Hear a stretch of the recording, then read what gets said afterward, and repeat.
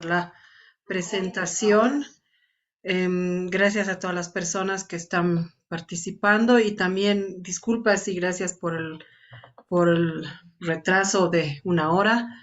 Lo que pasa es que yo doy clases en la Universidad Católica hasta las 7:30 de la noche, que para ustedes sería, creo que, no sé, menos, bueno, ahorita es una diferencia de horario.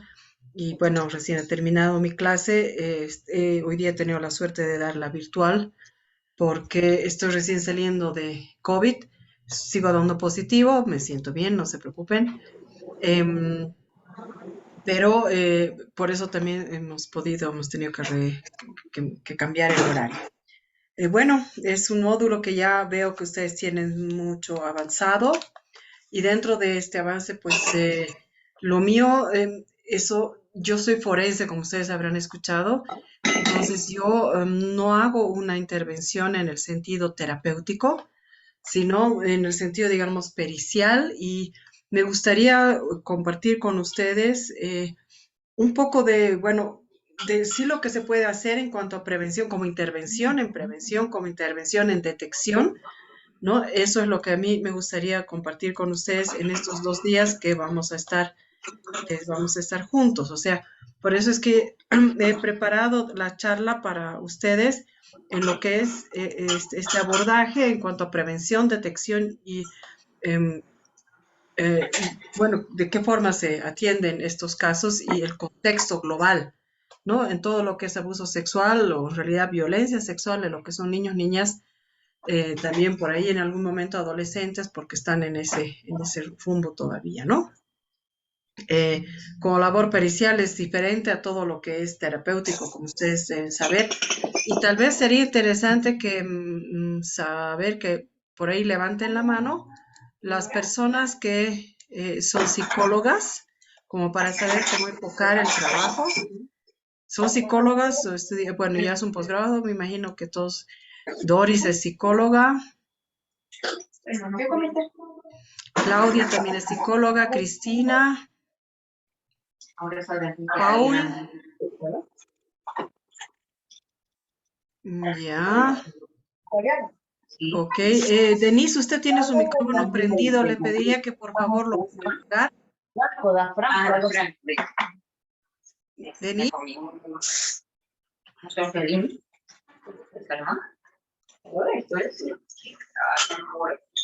voy a ver si por favor lo pueden apagar al micrófono de Denise. Eh, ¿Quiénes son abogadas o abogados? Ahora que levanten la mano. Paul también es abogado porque tiene la mano levantada, porque hay esas situaciones, ¿no? En que podemos ser ambos. Entonces, bueno, ¿de qué otra profesión vienen los demás? Por ahí medicina legal. Si quieren, pongan en el chat. No sé de qué otra profesión vienen. Un poco para ver, digamos, cómo enfoco y cómo hago la situación esa de todo el trabajo. Pero bueno, ok, entonces comencemos con lo que yo había preparado para ustedes a médico, Paola. Muy bien. Y sí, porque la verdad es que el abordaje de esta situación tan trágica que es la del abuso sexual, todo lo que es violencia sexual, especialmente niños, niñas, adolescentes, tiene que ser un trabajo totalmente multidisciplinario, coordinado, donde todas las ciencias o disciplinas podamos aportar en esta situación para poder salir adelante y, bueno, hacer justicia con esta víctima o a veces presunta víctima, porque también hay casos en los cuales se hace una denuncia falsa, ¿no? Entonces a eso también seguramente ustedes están viendo en esta situación que hay denuncias falsas y que entonces para ahí, especialmente en casos de abuso sexual, no hay normalmente una lesión física que la podamos trabajar a través de la revisión o de la interconsulta con el médico forense. Entonces solo queda el discurso del niño versus el discurso del adulto. Y bueno, eso es un problema muy grande porque obviamente el adulto dice que no lo ha tocado y la niña dice que sí o qué sé yo, los familiares. Y también mucho va a depender de la edad de esta niña o niño si es preescolar, su lenguaje recién, digamos, se tiene 3 años, es bastante, ay, bastante limitado. Y bueno, entonces en esa situación, pedagogía infantil, caramba, qué interesante, porque ustedes ahí son los más indicados para la prevención, ¿no? Bueno, es un trabajo de todos, el de la prevención, y eso es lo que más vamos a ver, porque ese es el abordaje que en realidad más quiero comunicar con ustedes. Entonces, es un trabajo en realidad de todos, donde todos podemos y debemos abordar y donde debemos tratar de involucrar en realidad a toda la comunidad. Ok, gracias. Es un tema por demás importante porque nosotros como sociedad o como profesionales y que estamos en este rubro de conjuncionar con el derecho, con la justicia a través de nuestras diferentes profesiones, entonces tenemos que asumir una responsabilidad muy grande, compartirla y trabajar aunados para poder generar algunas soluciones, porque lo ideal sería que esto no suceda, sino y que no hagamos una intervención de cuando ya ha sucedido, sino que en realidad no sucede. Pero claro, como sabes qué sucede, pues también hay que saber qué hacer. Entonces, debería ser una responsabilidad compartida entre todos los actores, padres, profesores, directores, sacerdotes, familias, amigos, y que todos, digamos, estemos conscientes de cómo funciona este negocio, cómo se articula, cómo funciona esta situación, cómo una víctima llega a ser víctima, quiénes son los agresores, quiénes son los potenciales niños que pueden estar en una situación de vulnerabilidad, qué sintomatología pueden tener estos niños que nosotros por ahí no podemos entender, pero los vemos extraños, y entonces abordar el tema antes que se complejice, o también hacer prevención con los niños para que los propios niños puedan abordar el tema ellos, pero tampoco es dejarles a ellos toda la responsabilidad sobre su propia situación, ¿no? Es más, los adultos somos los que tenemos que ser los que evitemos que los niños estén en situaciones de ese estilo, pero también es bueno hacer la prevención a través de programas hacia los propios niños. Entonces, por otro lado, al saber de la importancia de este tema, tenemos que ser muy conscientes de las leyes que están vigentes, cómo nuestras leyes protegen a la niñez, si nos permiten, de qué forma, por ejemplo, pedagógicamente, tocar el tema, abordar el tema desde qué edad, a través de qué tipo de materiales o qué tipo de capacitación que pueden tener los profesores, o si hay que abordar a los padres en el momento en que están embarazados para que se preparen a que el niño ya vaya desarrollándose en un contexto familiar que lo vaya le va generando alguna actitud de protección ante este tipo de situaciones, que es lo que se estila ahora, que los niños ya tengan una actitud, una conciencia desde que son muy chicos en cuanto a su cuerpo, a la protección, a quién los baña, a quién los cambia, a qué toques son correctos, no correctos. Entonces, eso también tiene mucho que ver y puede tener mucho que ver con lo que son las leyes. Es decir, todos tenemos que estar conscientes de qué dice, por ello tenemos el Código Niño, Niña, Adolescente, tenemos la ley Abelino Siñani y Elizardo Pérez, que habla de pedagogía, etcétera. Hay diferentes tópicos que pueden tocar esta temática. Se supone que hay instancias como en Bolivia la Defensoría, que es la que hace programas de prevención, etcétera, etcétera, ¿no? Para proteger todos estos derechos y nosotros qué juego, qué parte, qué rol cumpliríamos en esta situación. Entonces, para eso tenemos y debemos pensar, por la gravedad de este tema, en reforzar a toda la comunidad educativa, garantizar el desarrollo pleno de un niño y su integridad física, psicológica y social, ¿no? Entonces, hay que generar esta conciencia en la comunidad como tal. Aquí, ¿qué es lo que podemos ver? O sea, la sociedad ha creado en estos últimos años niños muy sexualizados, ¿no? Y esto porque los niños están tremendamente expuestos por los medios de comunicación, las redes sociales, la televisión, tenemos 800 canales y qué sé yo, entonces los niños sin querer, queriendo, pues andan viendo siempre imágenes sexualizadas, no necesariamente porque son canales de triple X, sino porque pues las propagandas son en general bastante sexualizadas, etcétera. Entonces, esos niños ya puede ser que se estén sexualizando cuando ven una telenovela donde pues hay una escena erótica en una pareja, hay besos, pero donde los niños, bueno, se confunden y dicen qué clase de beso es eso, y entonces quiere replicarlo con sus padres o con sus amiguitos, y no necesariamente son niños que están siendo abusados sexualmente, pero están siendo expuestos a una situación que les está de alguna otra forma despertando esta sexualidad.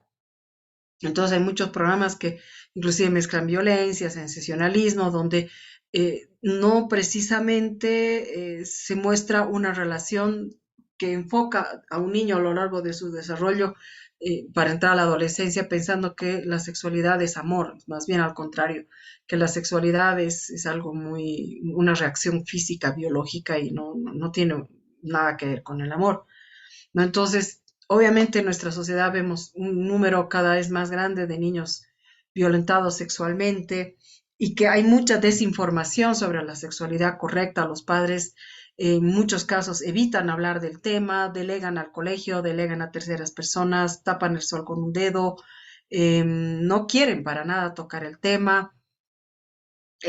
Inclusive a los niños les hacen dar la impresión que es un tema sucio, malo, torcido. Entonces, claro, los chicos en ese tipo de situaciones tampoco saben cómo desarrollar adecuadamente su situación sexual ya cuando son adolescentes y más aún con la exposición y la facilidad que se tiene a través del Internet a generar conocimientos que no necesariamente son buenos, porque hoy por hoy hay muchas investigaciones que muestran que la mayoría de, o muchos jovencitos, adolescentes, adquieren sus primeros conocimientos sexuales a través del Internet, donde no son necesariamente los más adecuados, y si tienen alguna duda la absuelven entre sus compañeros que están igual o más perdidos que ellos, por lo tanto, pero que no lo dicen, entonces la respuesta que dan es una respuesta hasta inclusive posiblemente confusa para el niño o preadolescente o inclusive adolescente, o el elemento de la falta de apego, que esto es algo, una enfermedad casi yo diría, o por lo menos una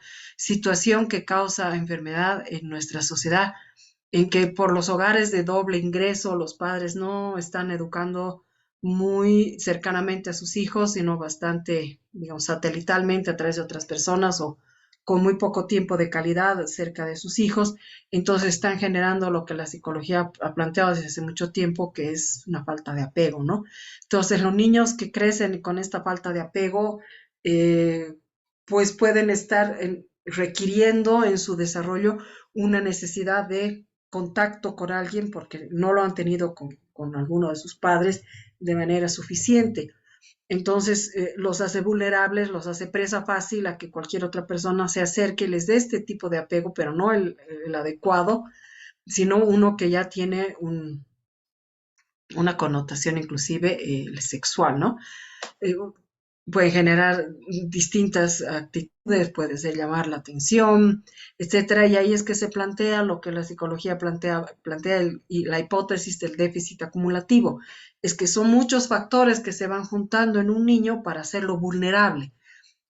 Hace un rato decía que no hay un perfil de víctima especial para los niños, de cuáles son los más escogidos. Hay ciertas estadísticas que plantean niñas entre 6 y 7 años son bastante eh, solicitadas en cuanto para adultos, son apetitosas, si vale el término, aunque es un poco grosero. Y después cuando están empezando con el desarrollo de las características sexuales secundarias, es otro momento en que vuelven a despertar el apetito sexual de sus depredadores, pero también es niños que no han recibido una educación sexual, niños que son sumisos, niños que son han aprendido a obedecer, ¿no? Porque el adulto le dice, el niño, tu niño obedeces al adulto porque el adulto sabe, tú no sabes. Entonces, obviamente, si viene un adulto y le dice, te vas tu calzón, pues la niña se va el calzón y punto, porque claro, eso he aprendido. O padres que no se dan cuenta que no tienen que dar picos, o sea, besitos en la boca a los niños, o padres que obligan a sus niños, ya pues salúdalo y dale un beso, dale un beso. Entonces, claro, hay que respetar que los niños más bien no deberían estar obligados a tocar a los adultos, porque después cuando el adulto malo lo quiere tocar, el niño no tiene razón por qué negarse, ¿no? si siempre lo han obligado a saludar, a abrazar, a dar un beso, etcétera. Entonces son muchos elementitos, digamos que sumados en ciertas situaciones de hogares conflictivos o donde los niños crecen bastante solos, sin atención, sin cuidado, donde los padres no se dan cuenta que el agresor normalmente está en la casa. Entonces son factores que se van sumando y lo van poniendo al niño en una situación de vulnerabilidad. Y eso se llama hipótesis del déficit acumulativo porque son factores que se van sumando y mientras más factores se sumen, pues mayor probabilidad de poder ser una víctima, no solamente en la casa, sino también en el colegio pueda tener este niño o niña. Entonces, como decía, las víctimas, pues, puede ser cualquiera, ¿no? Las agresiones sexuales son sufridas principalmente por menores de edad, es decir, fíjense, un 85%, solamente el 15% de violaciones o violencia sexual lo sufren personas mayores o adultas, predominantemente de la etapa escolar primaria, menores de 12 años, estamos hablando de un 83%, y afecta más que nada a las niñas, pero cada vez hay un número más grande de niños que están afectados en esta situación. O sea, estamos viendo que más o menos un poco más de 2/3 son las niñas las afectadas y que evidentemente implica un problema de la infancia, ¿no? O sea, algo que tiene que ver con una política inclusive de Estado, porque es un problema muy severo en todas nuestras sociedades. Yo me imagino que no voy a profundizar en definiciones, pero quiero que circunscribamos nuevamente lo que es el abuso sexual infantil, que es toda forma de violencia, como una realidad que convive entre nosotros cotidianamente, y lamentablemente aquello que es tan cotidiano se nos es normal, y lo que es normal, pues ya no le damos la atención, ¿no? Que debiera. Estamos hablando de un porcentaje tan elevado, o sea, de cada 10 más o menos alrededor de 8 personas, 7, 8 personas, niñas especialmente, pueden haber sido, por lo menos haber tenido un encuentro inapropiado y forzado, no adecuado en su infancia, ¿no? Entonces, es una situación demasiado, demasiado frecuente, demasiado frecuente. Ok, tenemos que también para poder abordarlo adecuadamente en la prevención con los niños, como también en la concientización de los adultos, sean estos padres, profesores y toda la comunidad, tenemos que darnos cuenta de qué es lo que pasa en ese proceso, porque dependiendo del agresor también hay diferentes fases y diferente proceso abusivo del agresor adulto hacia el niño, especialmente cuando el niño es conocido, porque cuando el niño es desconocido suele ser una violación y suele ser algo más directo, más abrupto, en otro tipo de circunstancias. El problema es cuando el agresor viene de la casa o del entorno muy cercano y entonces este agresor tiene acceso al niño y al tener acceso al niño, niño, por favor, niño, niña, no quiero repetir cada vez eso, no me gusta ese vocabulario que se ha generado de niñes o cuestiones raritas y tampoco me gusta la reduplicación de niño, niña y eso no es porque no entienda o sea pro machista, ¿no? El machismo me vuela, pero creo que somos académicos y no tenemos que estar en esas cositas, ¿no? Ok, tenemos que ver el contexto donde ocurre una situación de estas, ¿no? Si la persona es conocida para el niño, es una persona que le significa inclusive una figura de poder, entonces el niño no va a tener muchas defensas, por lo menos iniciales, porque este agresor normalmente va a comenzar con una eh, situación primero de ganarse más su confianza, de ser lúdico inclusive, de jugar, de inclusive empezar con juegos que ya tienen cierta cercanía física, pero que pueden ser todavía permitidas, entre comillas, como puede ser oculta, oculta, o sea, jugar a ocultarse y pescarse y las cosquillitas y el abracito y qué sé yo. Entonces se da una suerte de fase de seducción, ¿no? Hasta que da comienzo en algún momento, de alguna forma, una interacción sexual ya inapropiada, abusiva, sea esta cual sea, no necesita ser una que directamente vaya con toques directos, sino que también puede hacer a través de videos, a través de fotos o inclusive hablar al respecto, pues el abuso sexual es muy amplio, puede ser con o sin tocamientos, pero como que se llega a dar una suerte de equilibrio entre la seducción y la em, presentación de todos los estímulos sexuales, sean de la índole que sean. Y en esto, desde luego que se instaura una ley del silencio, en que el niño pues como que es involucrado en esta situación, como que él también participa, entonces como que él también es responsable de esta situación y todavía no necesariamente tiene que ser algo violento, entonces el niño está todavía más confundido porque no lo catalogan, no tiene la experiencia ni los conocimientos, menos si es que no ha recibido educación sexual, para darse cuenta que lo que está sucediendo no es correcto, pero hay algo raro que hay ahí y además le piden que se calle, que es el secreto porque es la relación. Así de esta forma quieren los papis a sus niñas o los tíos a las niñas o a los niños y etcétera, etcétera. Entonces, o esto no lo puedes decir porque si no yo me voy a enojar o yo voy a desaparecer o qué sé yo. Hay una ley del silencio, ya sea con una amenaza o al principio a veces no, pero esta obligación de silencio puede ir intensificando el temor, inclusive generando un temor en el niño, porque bueno, también el contacto puede ir también aumentando, ¿no? Entonces el niño como que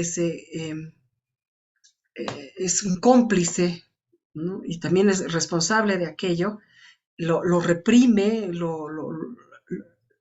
guarda y eso genera que este abuso pues se prolongue en el tiempo, inclusive proteja a esta persona, hasta que en algún momento, por alguna razón, algún comentario, alguna situación, alguna imagen, alguna situación que lo ha hecho dar cuenta al niño que lo que está sucediendo no es correcto o porque simplemente el niño se siente muy incómodo con esa situación, entonces puede hacer una develación. Ahora, ¿a quién devela? Y eso es importante porque tenemos que preparar al adulto que inclusive no queremos que un niño pase por esto, pero si llegase a pasar y su niño recibe o se le cuenta esto, la reacción de usted tiene que ser o sea, tiene que ser muy diferente, o sea, muy buena. Primero tiene que creerle, después no tiene que cuestionarlo, no tiene que preguntarle por qué no me has dicho antes o por qué no has gritado, por qué no has parado, por qué no le has dicho que no, por qué, porque la frase por qué es algo que jamás le debemos preguntar a un niño. Jamás, ni como padre, ni como profesor, ni como amigo, ni como perito forense, ni como médico, ni como nadie, porque detrás de la palabra por qué para el niño es una culpabilización, lo estamos haciendo culpable, o sea, como que si él hubiera podido o debido hacer algo y no lo hizo, y eso es culpabilizante y eso es algo totalmente erróneo. El niño nunca es culpable de haber sido víctima de ningún abuso sexual, ¿no? Entonces, y esto es importante, especialmente como para forenses, porque muchos abogados se agarran, digamos que esta develación que se le dice a la fase de divulgación puede ser tardía, inclusive después de mucho tiempo que ya no ha pasado nada, cuando el niño ya adolescente por ahí se acuerda. Y claro, el abogado de la defensa dice, no, se está inventando, ¿por qué no lo he dicho antes? ¿No? Entonces tienes que considerar que pocos niños son los que inmediatamente después de vivido el hecho lo anuncian. ¿Por qué? Normalmente por esta ley de silencio. Y por eso que tenemos que entender toda esta posibilidad de juego de tiempos y de acciones y de cuestiones y cómo repercuten o cómo son vivenciadas por el niño para que luego las pueda expresar, de qué forma y por qué, sí, de una forma o de otra, por qué devela, de qué forma, por qué reacciona como reacciona, etcétera, etcétera. Es algo muy importante de entender esa dinámica, que además es bastante única en cada relación, en cada niño y nunca son iguales, ¿no? Siempre hay especificidades. Estadísticamente vemos que evidentemente, y esto, bueno, ya hace muchos años, no es nada nuevo para nosotros, pero vemos que el agresor pues, también puede ser mujer, pero la mayoría de los agresores son hombres. Casi un 90%, como vemos aquí, son personas cercanas a la víctima. de lo que estamos viendo, ¿no? Más o menos la mitad, o sea, 45% son del interior de la familia y el otro cercano a la familia. Y solamente más o menos 11% alrededor de, porque eso va a cambiar siempre un poquito más, un poquito menos, son extrafamiliares. Pero también la reacción de la familia es muy diferente si el agresor es de la familia, es conocido o no lo es, porque muchas veces se tienen casos de incesto, que la madre u otros un secreto a voces, lo han sabido, nunca lo han querido decir, porque es el padre y el padre pues es el que mantiene el hogar, la madre no. Entonces, bueno, si el padre se va a la cárcel, ¿de qué va a comer toda la familia? Entonces todos se callan y es una complicidad. Y si la niña hace la develación y hay que hacer una denuncia o se da la denuncia, entonces la familia a veces tiene una ambivalencia, la víctima también tiene la ambivalencia, la reacción es muy diferente, la familia y toda la constelación familiar también es muy distinta hacia el agresor, es alguien extrafamiliar, porque cuando es extrafamiliar toda la familia lo odia a ese agresor, pero si es que es conocido a la familia y mientras más cercano sea, pues más complicada está la familia con esa situación. También si es una sorpresa, desde luego, ¿no? Siempre, por lo menos yo como perito forense y en este tipo de abordajes que vamos a dar a la situación sexual, tenemos que conocer todos los lados de la moneda y en este lado hay tres lados. Como para mí hay que saber a la víctima y conocerla a la víctima, hay que conocer al agresor y también hay que conocer el contexto, porque las cosas no se dan de forma aislada, ¿no? Entonces hay que analizar esos tres elementos y en este caso ver posibilidades de cómo puede ser el agresor, porque perfil es algo como que si fuera algo absoluto, pues si el agresor tiene tan estos factores, entonces tiene que ser el culpable, no, porque hay agresores que pasan totalmente desapercibidos y solo psicológicamente, hurgando hasta más profundo, pues encontramos cuál es el problema psicológico que tiene esta persona para convertirse en un agresor y peor aún si es que es un agresor de niños. No hay un perfil absoluto, único y tampoco tiene que ser la persona necesariamente patológica, sino basta con encontrar algunos rasgos que puedan ser significativos. Algo vamos a encontrar desde luego.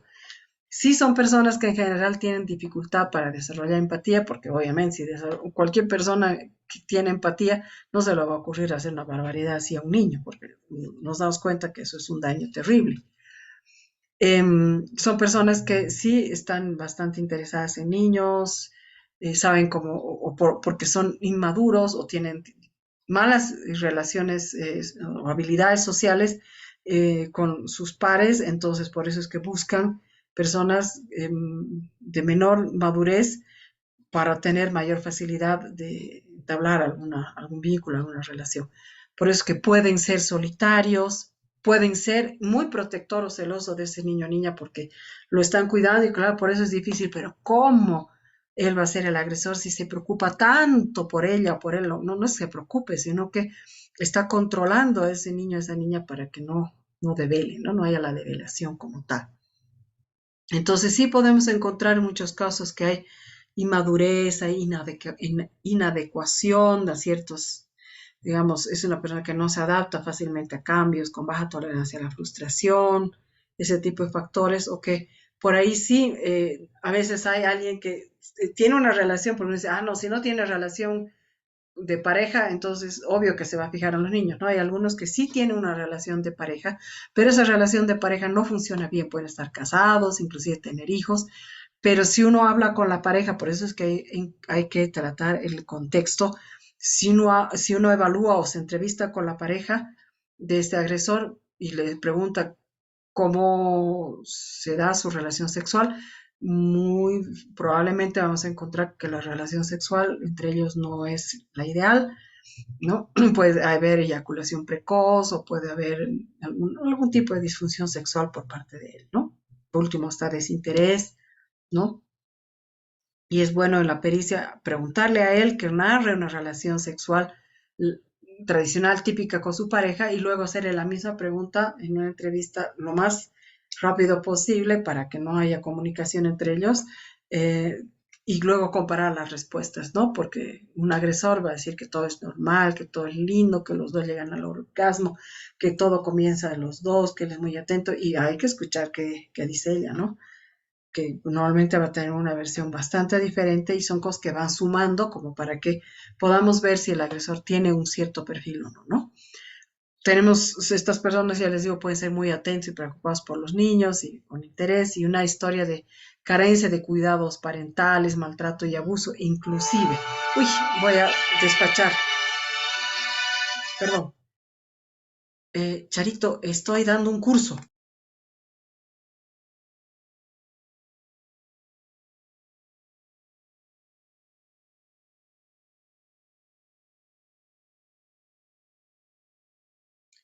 Perdón, ya fue despachar. Entonces, son elementos interesantes de ver estos. Además, hay otros factores más que se pueden encontrar, pero a lo que yo me voy es que por ahí también en el entorno hay que plantear que no es que tengamos una actitud, digamos, paranoica con todo el entorno y le estamos viendo síntomas em, de violadores sexuales a todos, pero yo pienso que hoy por hoy nuestra sociedad tiene que estar tremendamente atenta porque realmente el violador no tiene un cartel en su frente que dice yo soy violador, ¿no? Entonces, y nuestros niños están muy expuestos permanentemente a muchas situaciones, los mandamos a pasar, no sé, donde los Boy Scouts, los mandamos al colegio, los mandamos a clases de gimnasia, los mandamos a clases, o sea, entonces están alternando con muchos adultos, aparte de los que están en la casa, ¿no? Entonces, tenemos que chequear con quiénes están alternando, si por ahí podemos identificar este tipo de factores, porque lamentablemente están por todas partes estos individuos y tenemos que tener esos conocimientos. Profesores, pues, no tienen que saber, los directores, inclusive trabajando, a quiénes vamos a contratar. No sé, ustedes han visto cuando han escuchado digamos, qué hago yo, etcétera, que soy de Aldeas Infantiles SOS. Y así, en instituciones como Aldeas Infantiles y Visión Mundial, etcétera, muchas, Save the Children, UNICEF, todas esas instituciones, cuando van a tomar, y esto se ha hecho desde hace no mucho tiempo, todas estas instituciones que toman personal, cuando toman personal que va a tener contacto directo con los niños, hay que revisar estos factores. No, o sea, no podemos, no tenemos una bolita de cristal para decir, pero sí hay ciertos indicadores, ciertas cuestioncitas en su biografía, en su carácter, o sea, hay que por lo menos tratar de ver si uno encuentra alguna cuestión que nos pueda hacer dudar de esta persona. Entonces, ya sea desde el gerente, director, hasta el portero o el chofer del bus que lleva a los niños.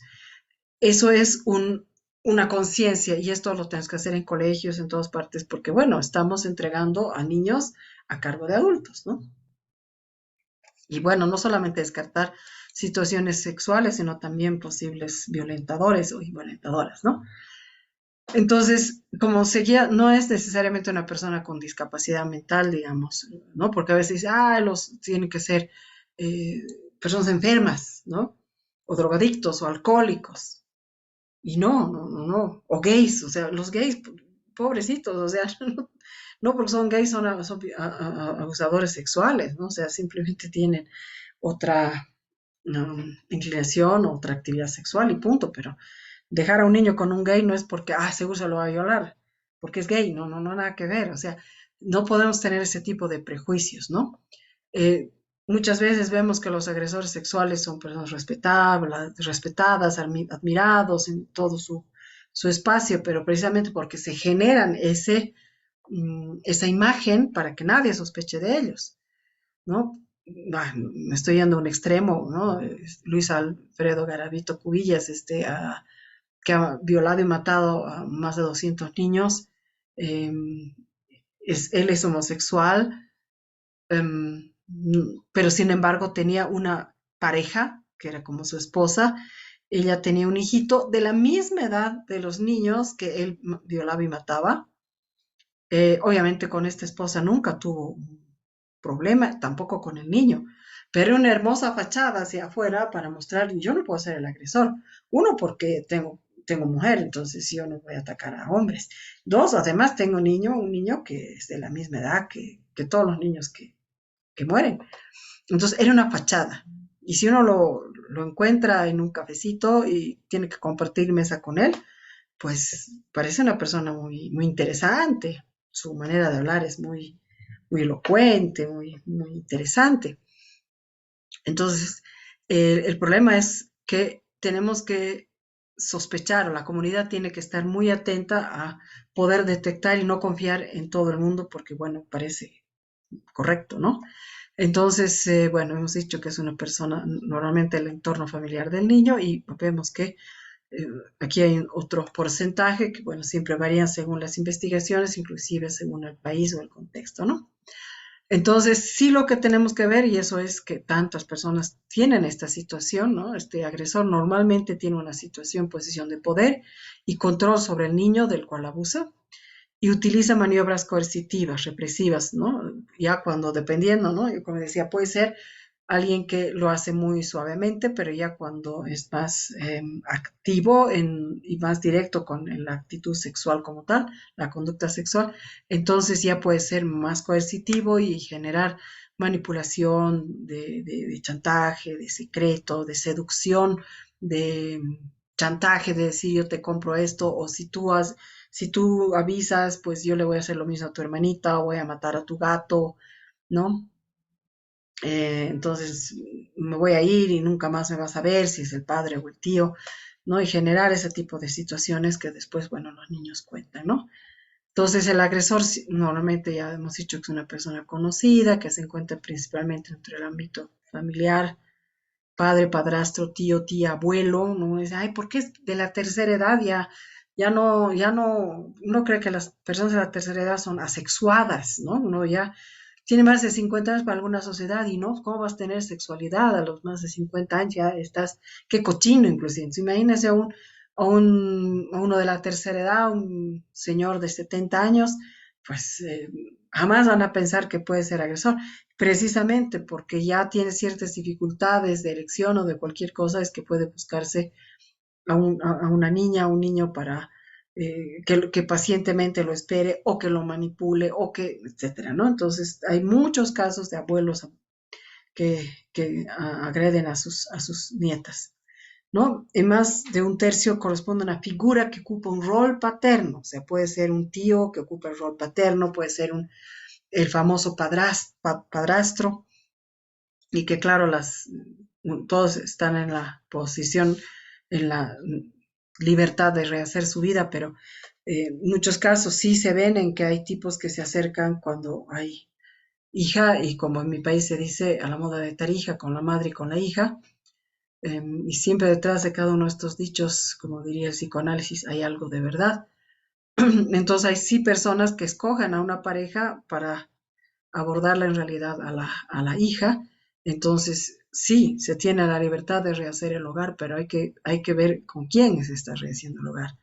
¿No? Si este padrastro o parejo es demasiado cariñoso con la niña, y entonces hay que tener bastante cuidado. ¿No? Todas esas cosas las menciono porque son parte de un programa y de contenidos de una prevención. ¿Y con quiénes vamos a hacer prevención? Como decía, con profesores, con padres, futuros padres, padres de hijos chicos, etcétera, de diferentes estamentos, vecinos que pueden darse cuenta de situaciones por este estilo. O sea, toda la comunidad tiene que involucrarse en esta situación y conocer estas posibilidades para como que tener antenitas alertas para poder, no sé, ver este tipo de situaciones, ¿no? Entonces, ¿qué tipo de niño o niña? Cualquier niño, no hay tampoco un perfil específico para un niño que determine la ocurrencia de este tipo de situaciones.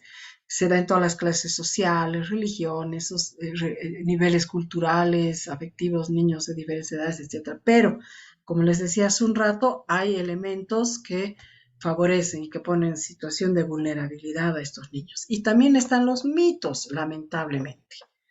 ¿no? Estos mitos que hablan que el abuso sexual, que dicen, no, no hay tal, solo ocurre cuando la violación o penetración por parte del abusador. Me acuerdo, hace años tuve un caso muy horrible, o sea, y a la que quería ahorcar ha sido a la abuela. Era unos papás que se separaron muy juiciosamente, muy proactivamente, llevaban la fiesta en paz, como se dice. Em, el papá volvió a su casa materna y tenían un hermano, tenía un hermano que tenía una situación entre espectro autista, etcétera, etcétera, pero ya era mayor de edad, pero con un cierto, digamos, disparidad en su capacidad mental, ¿no? Pero sexualmente, pues sus hormonas han desarrollado, entre comillas, normal. El papá la llevaba a la niña y dormía con la abuela. Cuando dormía, todo bien, hasta ahí todo bien. La mamá empezó a darse cuenta de cosas raras en la niña, pero ella pensó que era porque los padres se habían separado. La niña tenía 4 años, y más o menos entre los 4 y 5 años sucedió todo esto. Y la niña empezó a tener unas conductas sexualizadas.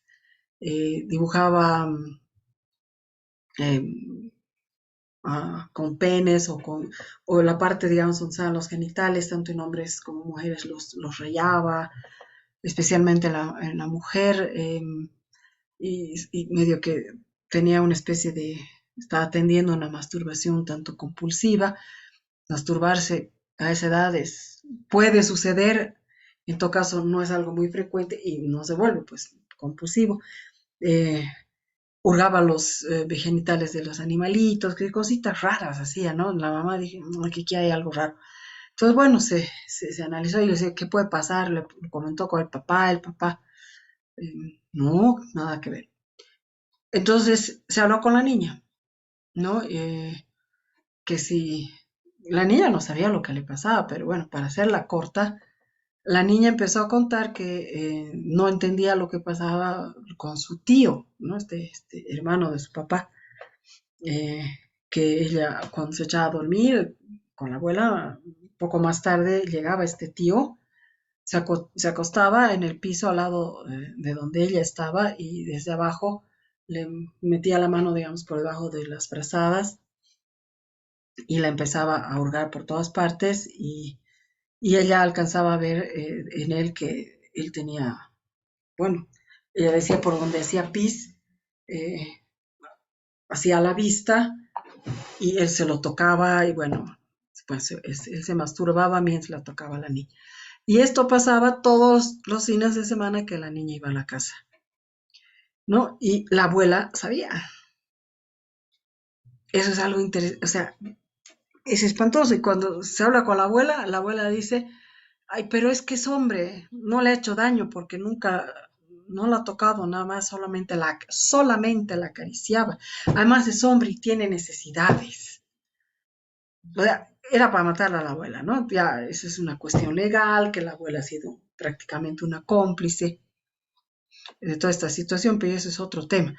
Pero es precisamente porque hay todavía estos mitos, ¿no? Que no es violación porque nunca la ha penetrado, solamente la acariciaba con su mano, ¿no? Y jugaba con su vaginita, no, la niña no estaba desflorada ni nada, pero, ¿no? Sí, abuso sexual total.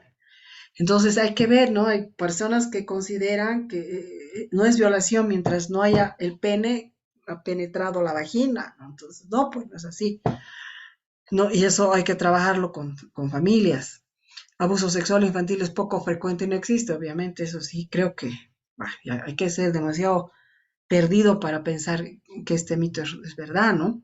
Los abusos sexuales afectan a niños o niñas mayores o adolescentes, o sea, creen que no, mientras niña, ¿quién se va a antojar? Pues una niña de chiquitito o chiquitito, no, solamente ya cuando, no, los agresores sexuales hasta, hay causas, sabemos de bebés, ¿no?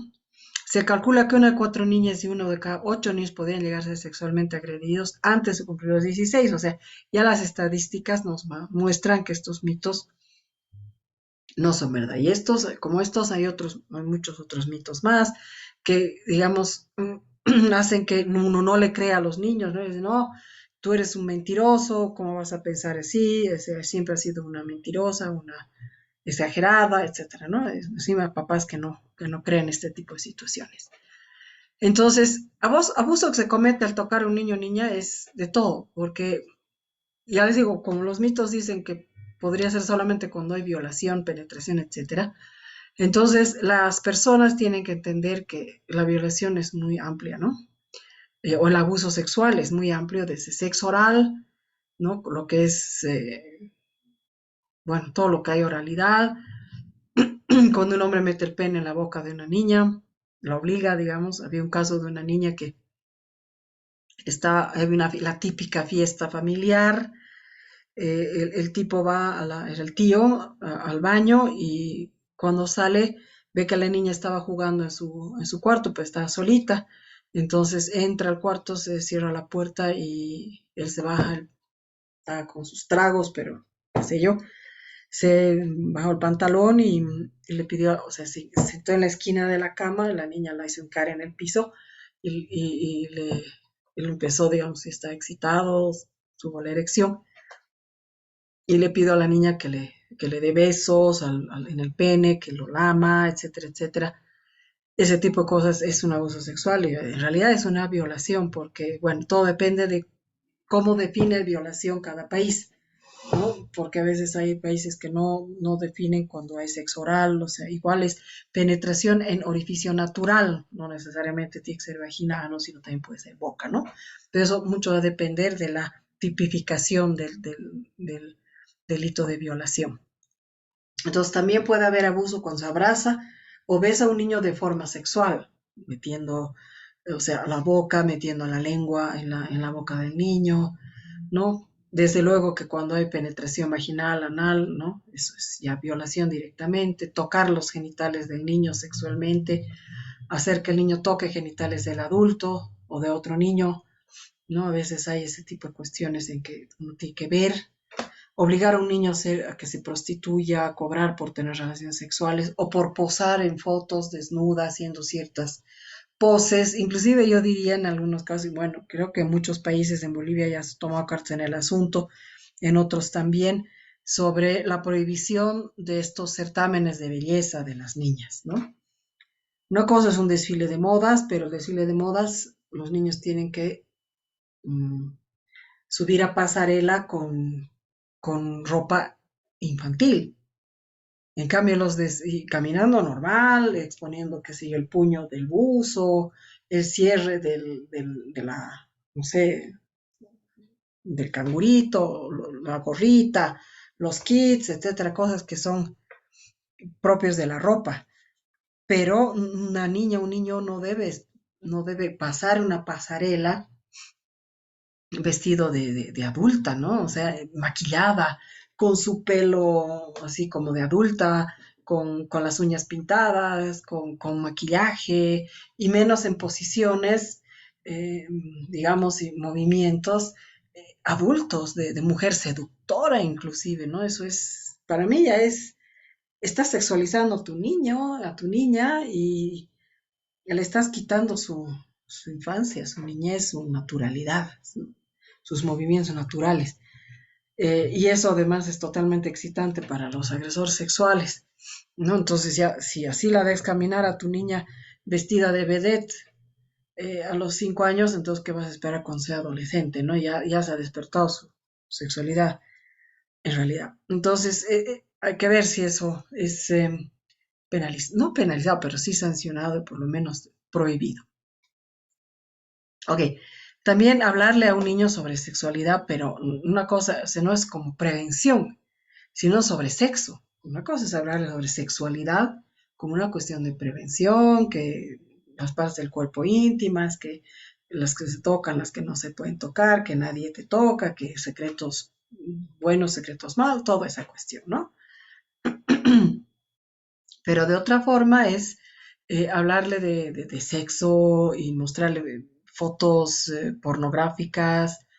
Eh, Hoy por hoy en los celulares he tenido un par de casos de ese estilo. Una niñera, por ejemplo, era la que le mostraba a la pequeña eh, y ella mientras tanto se excitaba, mientras la niña pues así alteradísima de ver lo que veía en el celular de la niñera y la otra tenía unas sensaciones, me imagino, muy, muy, muy interesantes desde su torcido sentir. Y claro, la niña confundida con ese tipo de escenas que la obligaba a mirar y a opinar inclusive al respecto. Entonces, por eso es impresionar a este niño, excitarlo, familiarizarlo con el sexo cuando no es la forma que, o sea, el contenido que tiene que tener un niño sobre la sexualidad. Obligar a posar fotografías, obligar a ver o escuchar otras personas que tienen relaciones sexuales. No hace mucho supe de un caso así que el niño debía estar en el closet mientras él era el padrastro y su mamá tenía relaciones y la mamá no sabía. O mirar, bueno, mirar por pornografía. O sea, realmente los agresores sexuales tienen una fantasía ilimitada y bueno, nosotros tenemos que estar adelante de ellos para poder eh, prevenir este tipo de situaciones en nuestros niños. Hace un rato hablaba de factores que favorecen, ¿no? Para que un niño sea víctima de abuso sexual. Por eso es que tiene que haber prevención. Falta educación sexual. Tiene que un niño ya es educación sexual en cómo nos duchamos como papás, si cómo enfrentamos, digamos, la desnudez, ¿no? Si todo es oculto, pues está bien. Si nadie quiere presentarse desnudo ante el niño, cada hogar decide. Ya es una actitud ante la sexualidad, ante la desnudez, etcétera. Pero, por ejemplo, que el niño aprenda a bañarse solo bueno, desde los 2 años, ya puede empezar con supervisión, empezar a bañarse, ducharse solito. Bueno, no es que lo vamos a encerrar en el baño y nos vamos, ¿no? Puede pasar cualquier accidente, caída, etcétera. Más allá que no se bañe bien, que solamente juegue. Pero ya es una supervisión que cada vez vamos delegando y además dando conocimiento sobre por qué lo tiene que hacer solo, sola, etcétera, ¿no? Eh, y todo lo demás. Niños que por ahí tienen una baja autoestima, son niños que por ahí son muy inseguros, por ahí vienen de hogares muy autoritarios, etcétera, ¿no? O niños que tienen necesidad de afecto o atención porque vienen de un hogar disgregado, de un hogar complicado, donde hay mucha violencia, mucho abandono. Entonces son niños que se entregan a cualquiera, ¿no? Por eso hay que tener mucho cuidado con niños institucionalizados, son presa fácil. O niños que tienen una actitud pasiva, ¿por qué? Porque se los ha enseñado a obedecer, obedecer, obedecer nada más. O que no son asertivos o sumisos o aislados, tímidos, retraídos, es decir, y en los guarderías ya las parvularias se dan cuenta, ya, o sea, qué niño es extrovertido o qué niño es introvertido. Entonces hay que tener más cuidado con los que son introvertidos. Pero, por eso, el problema es, y a lo que me voy, es que mucha gente no sabe lo que es abuso sexual, ni cómo sucede, ni cuánto daño puede causar en la gente, ¿no? En los niños. No se dan cuenta, dicen no se va a acordar, como decían, no la ha violado, ¿no? Y se siente muy mal cuando hablan de sexualidad, no quieren hablar de esos temas, o no quiere creer que alguien pudiera abusar a niños pequeños, ¿no? Entonces, por eso, ¿para qué? Es más, dicen, hablarles de sexualidad es despertarles la sexualidad y que después se vuelvan, no sé, unas prostitutas. No, hay mitos bastante torcidos. O a veces se lo delegan al colegio y el colegio por ahí tiene una tendencia muy biologicista de la sexualidad y les enseña lo que es reproducción sexual en vez de sexualidad o prevención. Em, o por ahí ni siquiera eso, ¿no? Simplemente, bueno, enseñan culpa, dependiendo mucho del colegio. O sea, ayudar a un niño a reconocer el abuso sexual y comunicarlo, lo que ve, lo que siente, es algo tremendamente importante. Y es algo que se tiene que hacer permanentemente con los niños, educarlos. Yo he dado, hace años he empezado a dar ofrecer es anecdótico esto porque em, hablar con directoras o directores de guarderías y decía, mm, ¿no les interesaría que les dé un curso de prevención del abuso sexual infantil a los papás? Pero si son tan chiquitos, o sea, los propios directores o parvularios me decían, pero si son tan chiquitos, es mejor en los colegios. Es decir, no, es guardería, es donde hay que hablar. Porque me acuerdo una vez, también es anecdótico, pero ya que esto está en el hoy, en el hoy por hoy, ¿no? Mis hijos han asistido a un colegio muy, digamos, muy jailón, si va en el término, gente de mucha plata, poder inclusive, pero de igual mucha ignorancia, muchos, muchos, ¿no? Me acuerdo que no sé qué, estábamos hablando justo de ese tema, y mis hijos eran, o sea, mi menor, o no sé si era con mi menor o con mi mayor, pero en todo caso, con el que era, ya era adolescente. Y una mamá se dice, ¿tú qué sabes de estos temas? Porque claro, en lo que trabajas, me dice la mamá, y me dice, ¿cuándo le debo hablar de sexualidad a mi hijo? Yo le digo, ¿cuántos años tiene tu hijo? Pues como tu hijo, pues si 12 años, 13 años tendría en esa época. Yo le digo, llevas más de 10 años de retraso, le digo. ¡Ay, pero cómo! O sea, imagínense el comentario de la mamá, o sea, al chango ya tiene 12, 13 años y nadie, y tu marido, nadie. No hay cómo pues es todavía tan chico, tan inocente. O sea, los chicos nos podían dar cátedra ya a esa edad.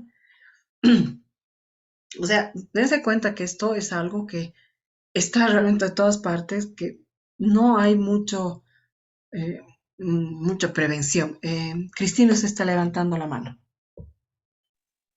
Profe, buenas noches. Buenas noches. Eh, entonces, según el tema, su merced está diciendo de que este es un tema que hay que tratarlo desde edades muy tempranas, ¿sí? Exacto, sí. Eh, yo tengo una escuela de formación de niños y padres y Ujú. yo siempre he luchado por eso y siempre, desde que ya lleva 7 años en vigencia, y siempre les he hablado de abuso sexual a los niños.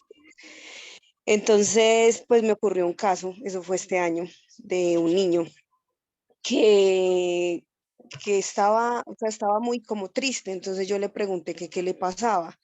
El niño tiene 4 añitos. Entonces él me dijo, mi papá me toca mis partes íntimas. Entonces yo le pregunté, lo llamé y entonces él me comentó que sí, que le habían cogido que el papá le tocaba su colita y que le tocaba su pene.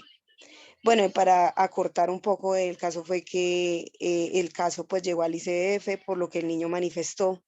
El ICF pues evaluó al papá y todo esto y dieron la decisión de que el niño no estaba siendo abusado, sino que porque en la escuela se le hablaba del caso, o sea, se enseñaba eso, porque allá tengo niños de 2 años hasta los 5 añitos, 6 añitos máximo.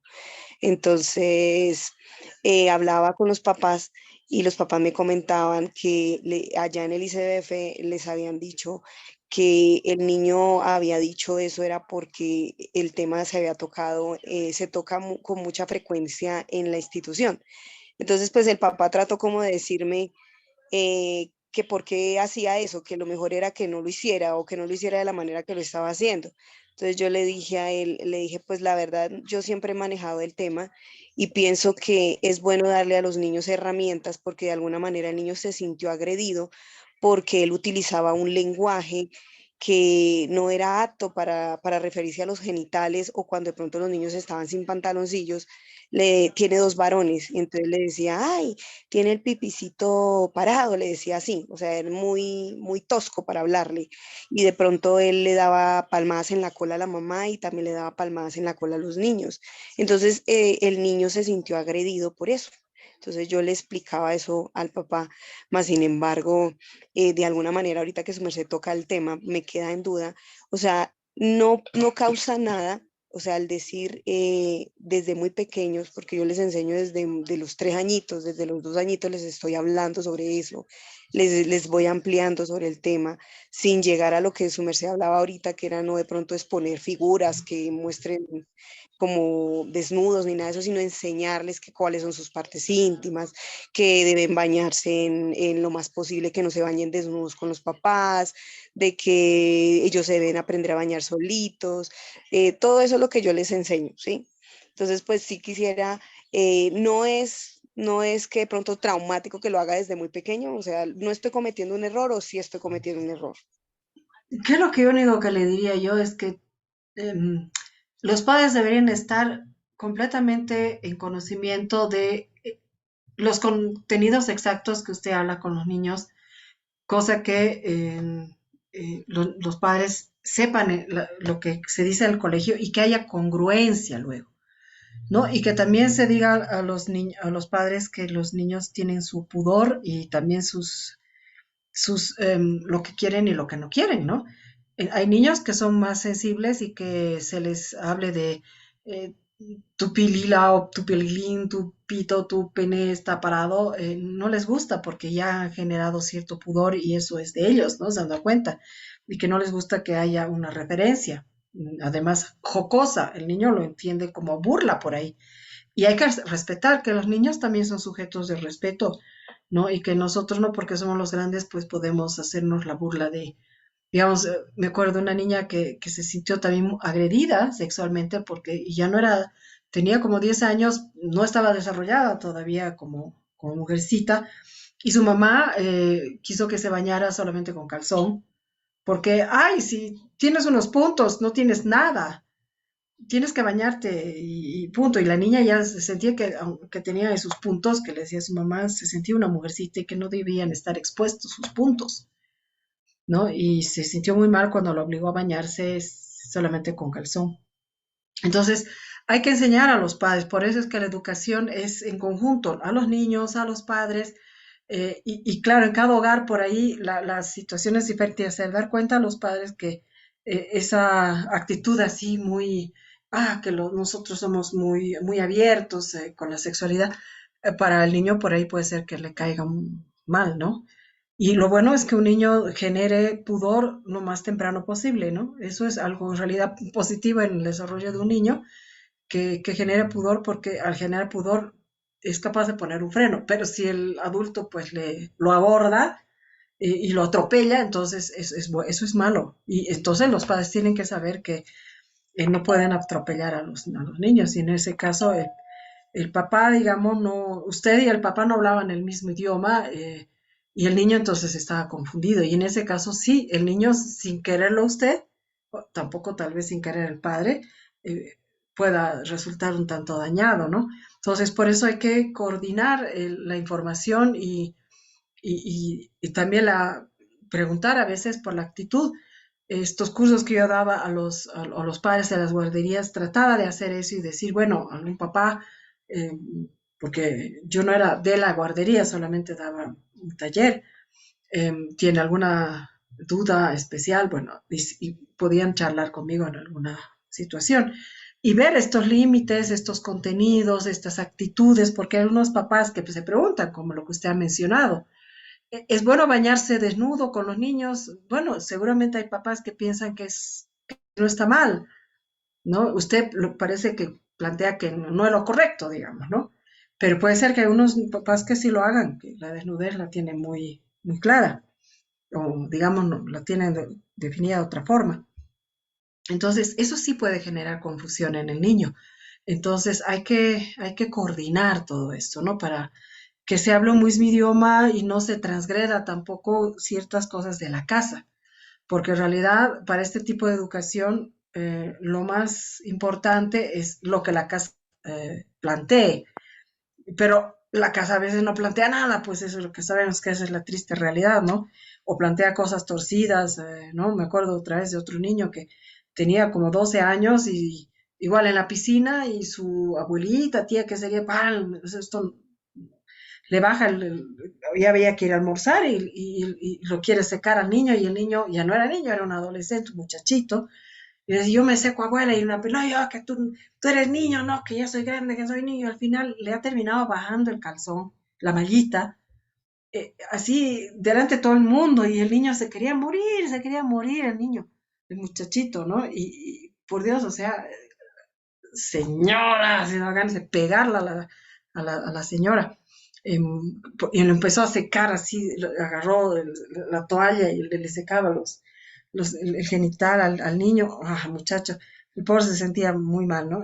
O sea, por eso es que hay que em, preparar a la comunidad, ¿no? Usted que maneja un kinder o una guardería o con parvulario, como le digan en su país, pues lo bueno es tener charlas entre, o sea, con los padres, por algunos por separado, por ahí, porque tienen otra forma de atender, o tocar este abanico de posibilidades que tengan los propios padres, ¿no? Para ser totalmente, digamos, correcto cuando uno ya vaya a abordar el contenido a los niños, ¿no? Me acuerdo igual, me ha hecho de recuerdo. Sí, Cristina, la escucho. Casi siempre cuando yo toco el tema, o sea, eso lo hago como por ahí que yo le digo, en el año pues yo lo hago como ahorita lo estoy haciendo pues como seguido, pero por ahí cada 15 o cada 20 días que se toma la clase en ciencias naturales, esa es como la Ujú. excusa. Pero casi siempre cuando toco el tema, yo dejo una tarea donde en la tarea les implica a los papás de alguna manera dialogar sobre el tema y como ejemplo pega imágenes de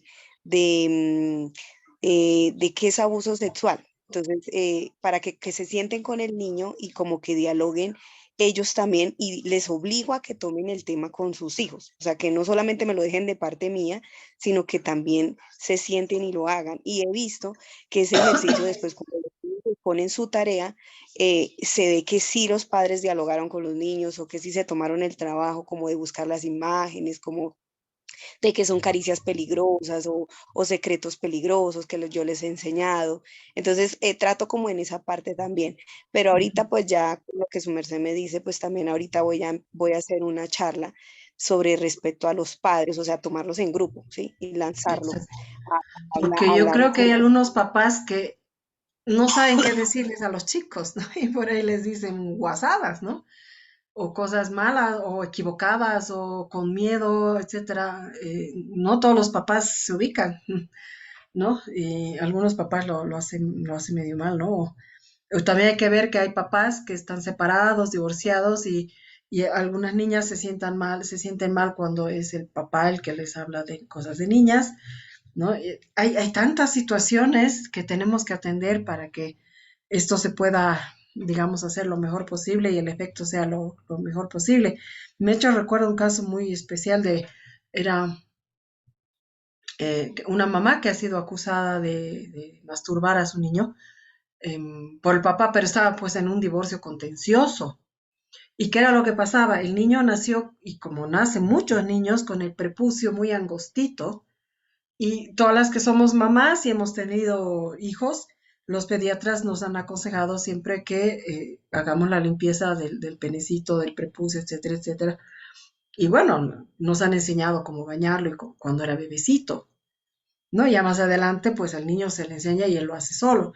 Pero cuando no hay problemas, sí, pero en este caso el papá utilizó esta situación porque la mamá, el bebé era chico, tendría 10 meses cuando hubo la denuncia más o menos, y la mamá cuando lo secaba o lo tenía en la tina, pues procedía a bajarle el prepucio para hacer una limpieza y algunas veces eso producía que el penecito se erecte, ¿no? Y claro, ahí el pediatra ha dicho que si pasaba esa situación, que no lo haga porque como era tan estrecho, pues le iba a generar por ahí posiblemente algún dolor, etcétera, etcétera, pero que si no se ensanchaba, se tenía que forzar un poquito hasta que pase fácilmente, cosa que se retracte, y porque si no se queda mugre ahí adentro y qué sé yo, ¿no? Y puede infectarse, qué sé yo, cualquier situación. Pero el papá utilizó esta situación para decir que la mamá lo masturbaba y qué sé yo, y evidentemente, ¿no? No era masturbación, era una indicación del pediatra, pero a ver, hasta que eso se ha logrado de alguna manera plantear, mostrar, el pediatra tuvo que ir. Es un tema muy complejo, ¿no?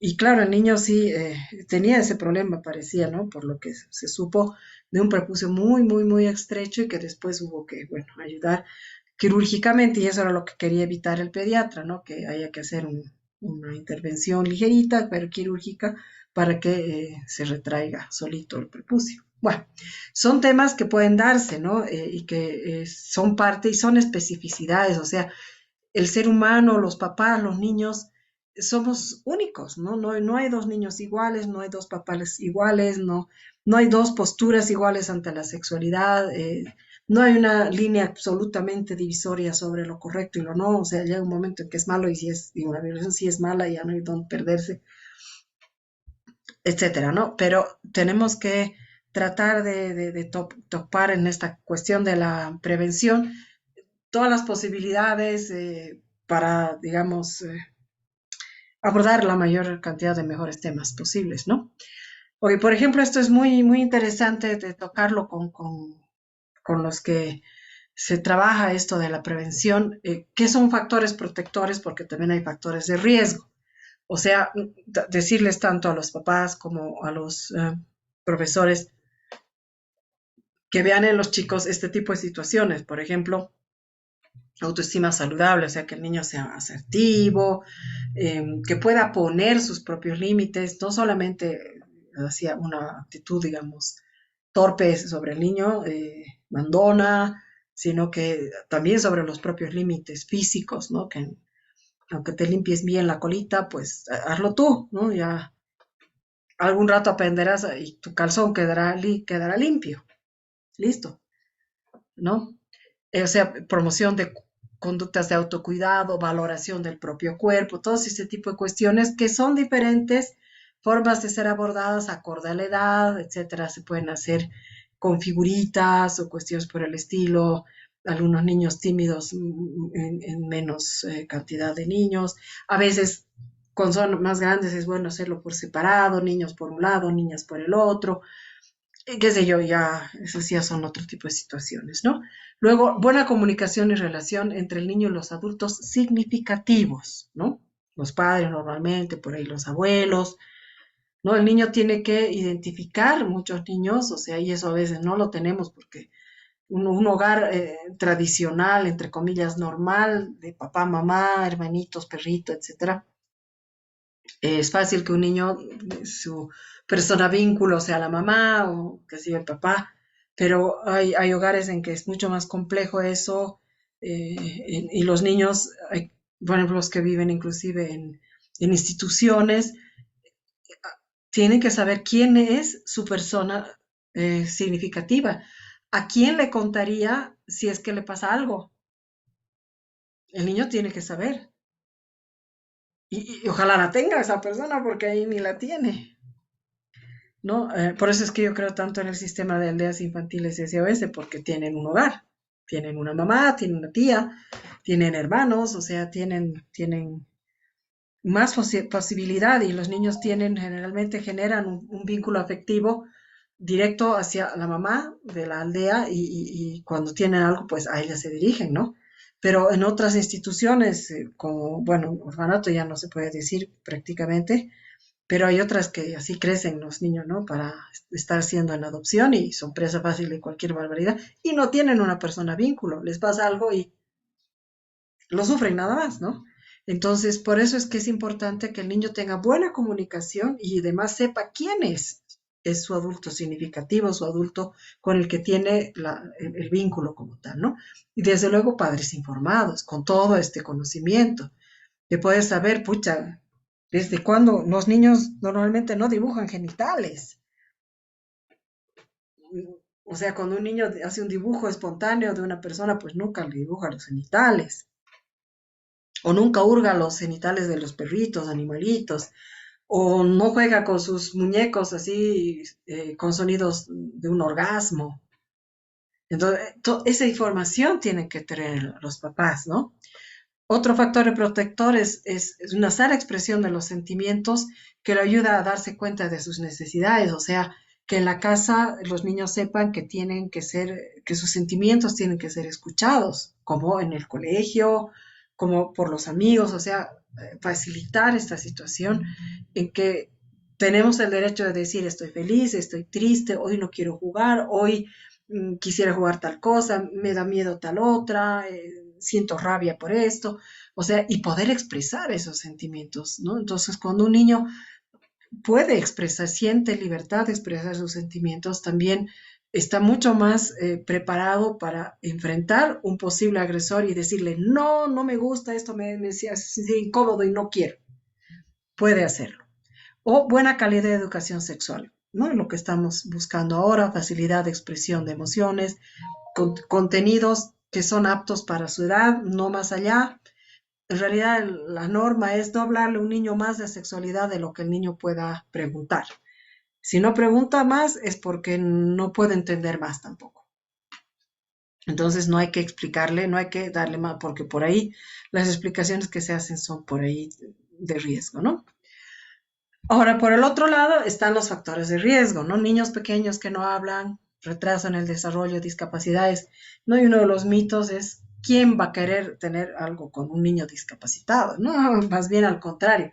Los agresores sexuales piensan que los niños discapacitados nunca van a decir lo que uno les hace y si les dice nadie les va a creer porque como es discapacitado, pues más bien estoy haciendo un favor más o menos, ¿no?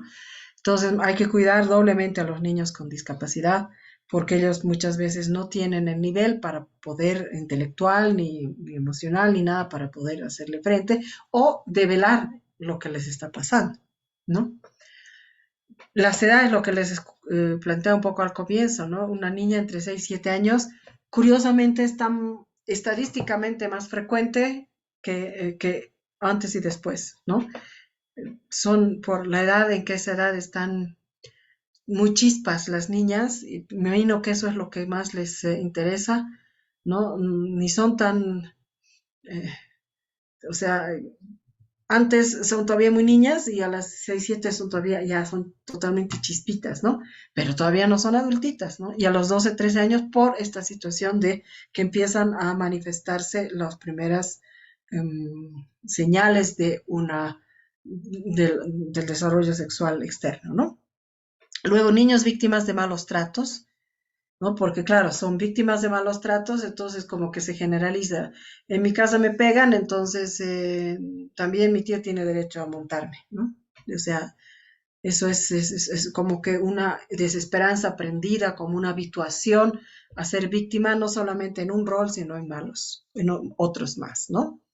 Niños carentes de afecto, cuidados en adolescentes, he visto bastante esto, que por eso empiezan a quejarse de sus problemas familiares con algún profesor, con alguien, no sé, de su entorno, un adulto, y claro, el otro, uf, ¿no? Si yo te ayudo, yo te apapacho, y al final terminan violándola, ¿no? Entonces es otro problema. O lo que comento, hay un caso abierto aquí en Bolivia con, con los niños Boy Scouts, y donde los víctimas, el 90% son niños, no niña, una niña nada más es víctima, pero de otro tipo de violencia sexual, por los mismos, pero, y estos precisamente, eh, eso es el agresor, ¿no? En grupos como estos, igual con lo que tanto se ve con los sacerdotes y tanto caso que se ha develado últimamente, tienen todo el elemento, poder, la confianza de los padres, acceso al niño, eh, inclusive prolongado por más de un día, o sea, con espacios nocturnos y espacios físicos donde hay la posibilidad. Y estos factores de riesgo son precisamente los que van mirando, los van cirniendo, los van filtrando a ver quién de estos es timidito, no es asertivo, no tiene carencia de cariño y de cuidado en su casa, no tiene una persona vínculo fuerte en su casa, hay problemas, etcétera, ¿no? Y claro, si yo veo el perfil de estos muchachos, estoy yo en el caso eh, solamente como consultora técnica, porque la develación ha sido muchos años después y porque yo di un curso de estos, o sea, un comentario de estos en la universidad, el chico ya era universitario. y comenté, ¿no? Que esto podía suceder, que así hacen estos depredadores, que los van identificando como más factibles de ser sus presas y tal, que sí. Y uno se queda callado y que sé yo, que sí. Y este muchacho ha sido el que después se me ha acercado y no ha sido el único. O sea, en diversas situaciones, la mayoría de las veces se me han acercado muchachas que han sido violadas, por ejemplo, en manada o por el tío. ¿No? Uno siempre escucha ese tipo de cosas. Bueno, y este muchacho hizo la denuncia y sí dijo que él se había animado por la clase que había escuchado en la universidad. Entonces, obviamente yo no podía ser perito porque eh, había sido, digamos, la que había encontrado la punta del ovillo para que él pueda denunciar.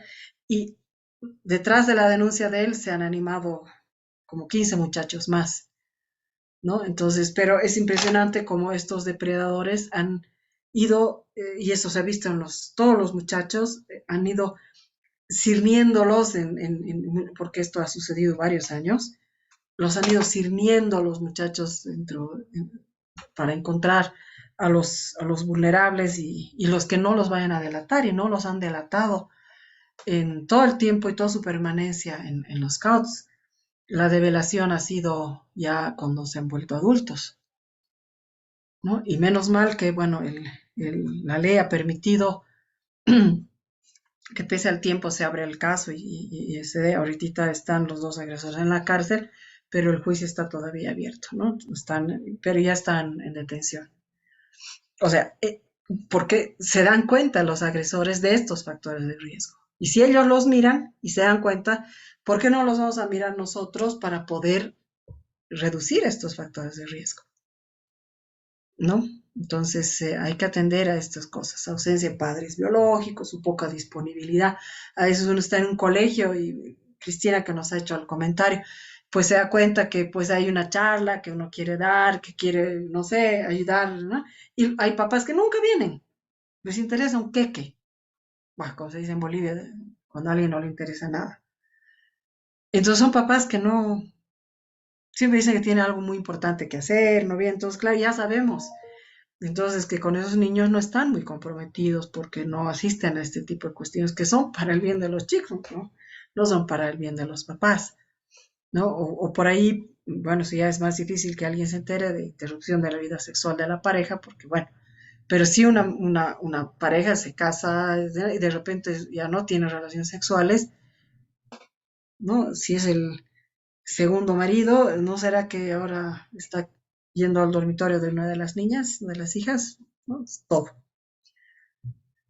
Otros, ¿no? De todas edades se produce más en frecuencia, como les decía, en esa edad en las niñas, abusos más frecuentes en preadolescentes que ya tienen rasgos sexuales, o sea, ¿por qué? Por la edad, es todavía chiquita, dicen no le van a creer, los niños no se les cree porque mienten, o qué sé yo, no se da cuenta además lo que le va a pasar, ¿no? Y no tienen capacidad de autoprotección porque normalmente no han recibido educación sexual, ¿no? Y entre esas edades ocurre más del doble de casos de abusos sexuales que en cualquiera de otras edades, ¿no?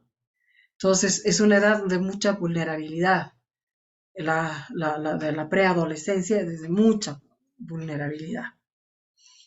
Otros, digamos, en condiciones que favorecen el uso de la violencia, que están también asociados con relación de abusos sexuales, pobreza, ¿no? O sea, te voy a dar esto por lo otro, eh, si tú me das esto, te voy a dar esto. Me acuerdo de una niña que sí tenía un problema, tenía la inteligencia en el límite entre lo mínimo necesario y además tenía hiperactividad, una hiperactividad impresionante. Y claro, su familia tremendamente pobre, la niña con muchos problemas para la escolaridad y la hiperactividad era imposible de retener.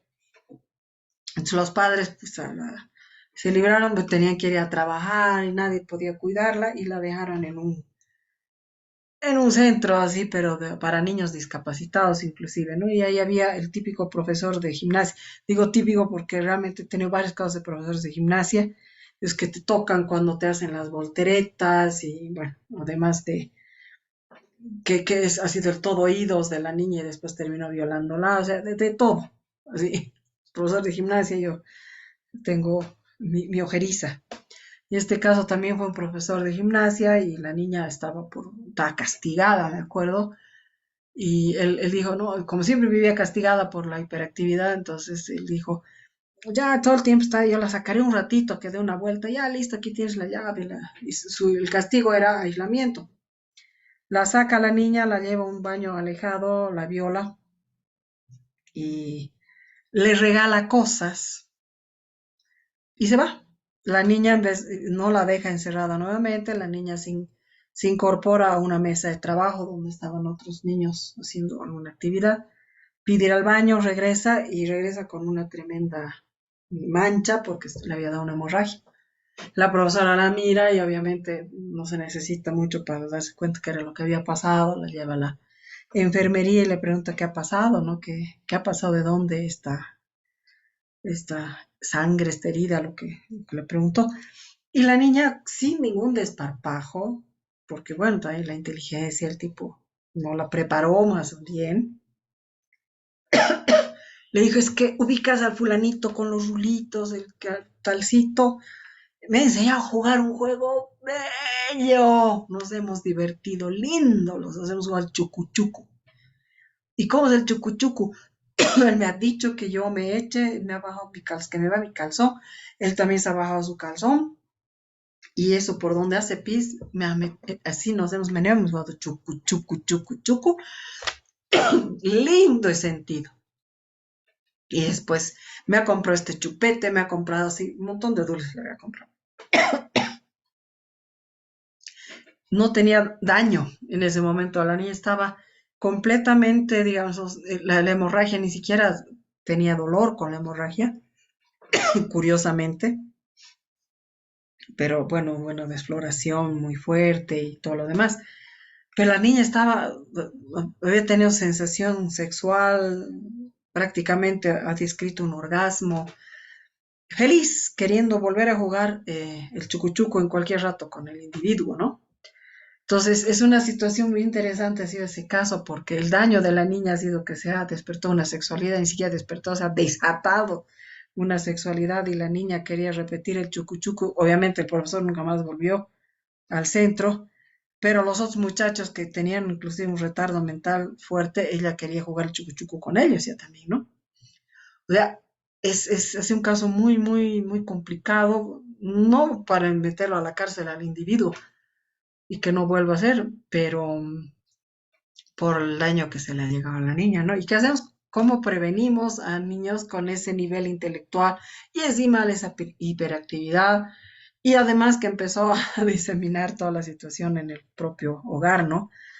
Y con niños que eran retardados, muy retardados inclusive, con un muchachito me acuerdo que tenía parálisis cerebral y él era adolescente, ¿no? Llegó bueno, bajarle el calzón, sacarle el pene e inclusive generarle una erección al muchacho. Cosas ya que ella se había más o menos unos meses después de todo esto, ¿no? O sea, son situaciones muy complejas ¿y qué hacemos? Es una niña totalmente inimputable por la edad y por la situación mental que tiene, ¿no? Entonces, actividades sexuales están en todas partes y bueno, ¿cómo podemos abordarlas, prevenirlas? Ese es el gran problema, ¿no?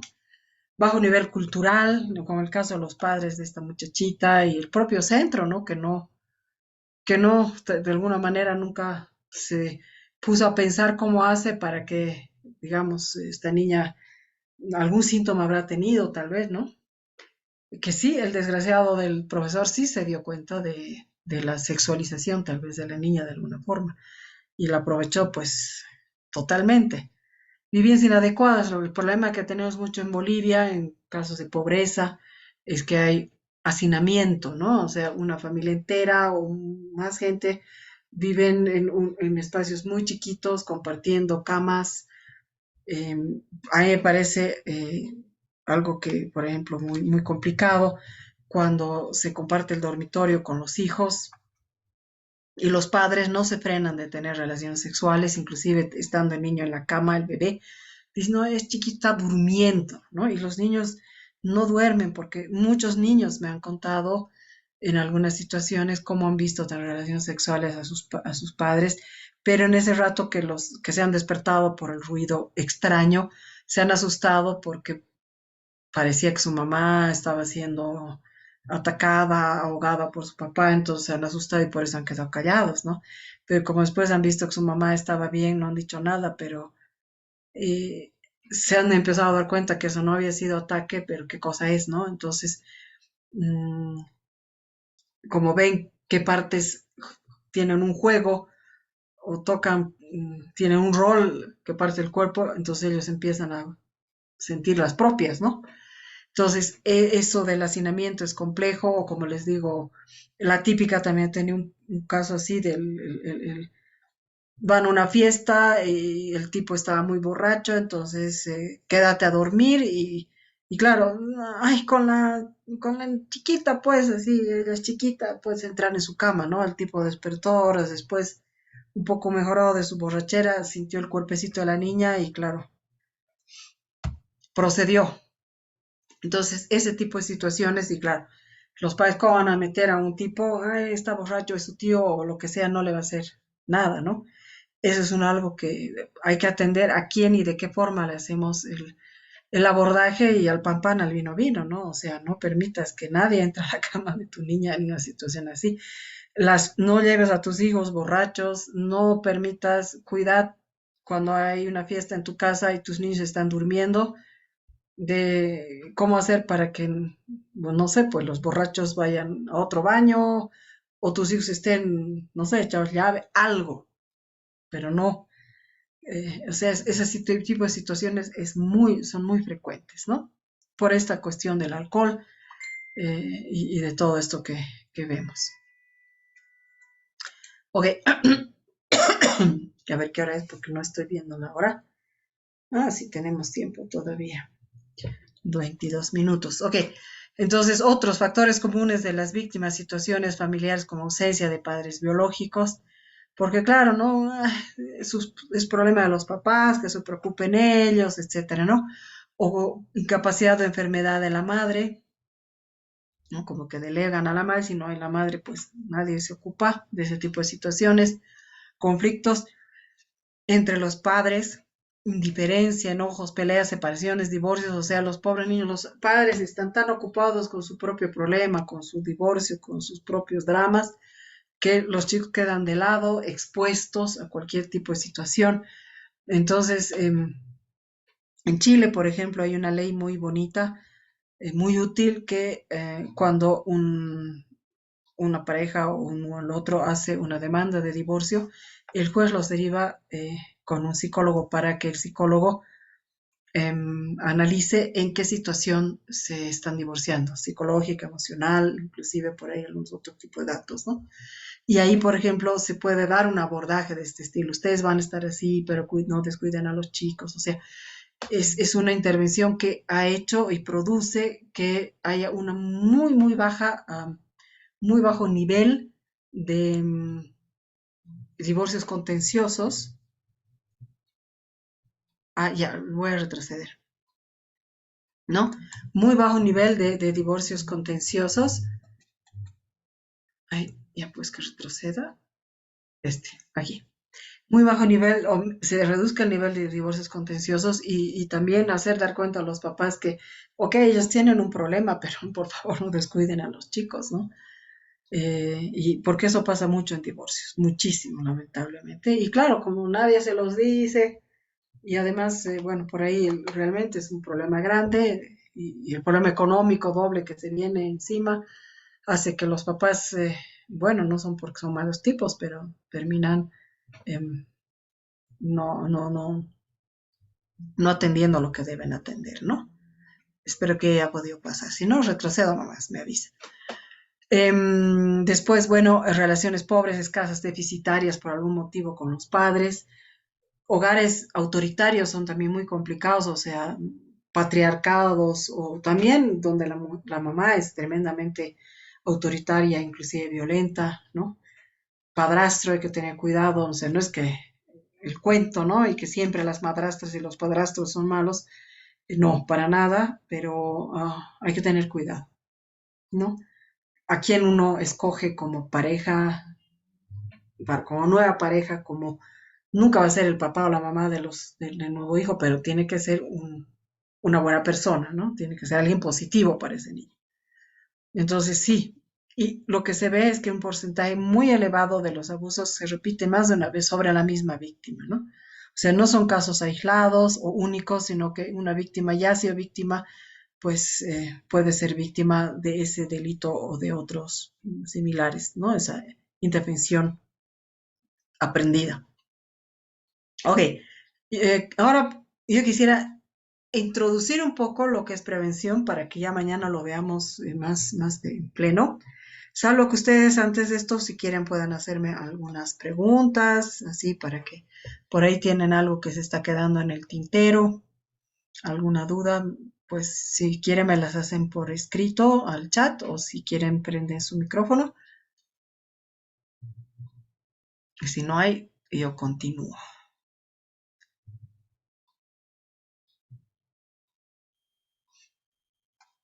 Ok, igual entre medio me la pueden hacer, no hay problema, no me hago rollo.